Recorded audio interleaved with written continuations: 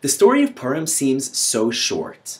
I mean, you can literally tell the story over in like under 30 seconds.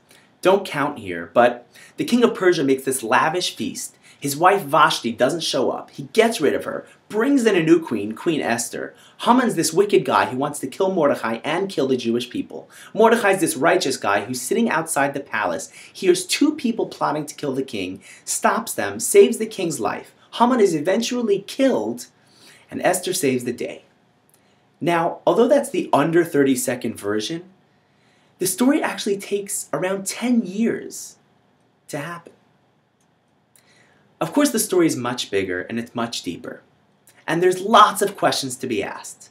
But one question that sticks out in my mind is, why does Mordecai just sit outside the palace for 10 years? I mean, obviously sitting out there was great because he saved the king's life and it was a major part of the salvation of the story. But what was he waiting for? Did he want them to just open up the doors one day and say, "Hey, Mordecai, come on in and take Esther, go save her"? Of course not. So why was he sitting there? Where did he get the strength, the devotion, the commitment to just sit outside the palace for 10 years waiting for Esther? You know, this week was my anniversary. And I walk in my house one day and I turn to my daughter and I say, "You know, it's Mommy and Tati's anniversary today." And she said, "Oh, you have the same anniversary?" And I said, "I know, isn't that wild?" And she says to me, "You know, you guys share everything." And I was cracking up. I thought it was hysterical. But it was actually an amazing message. The concept, the idea of sharing what it is that someone else is going through, feeling what it is that someone else is feeling. Mordecai sat outside the palace for 10 years. Why? Where did he get the strength, the endurance, the commitment? Because he felt what Esther was probably going through. Esther didn't want to be queen. She was kidnapped. But he felt her pain. And he was committed.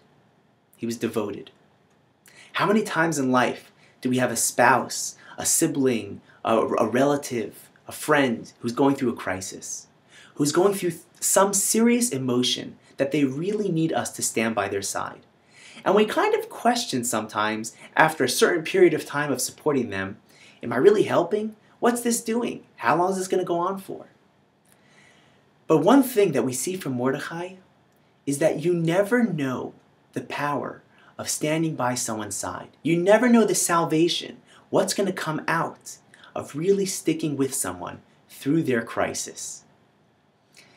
So remember, you know someone going through a pain, you know someone going through a trouble, stick by their side, because who knows what's really going to come of it.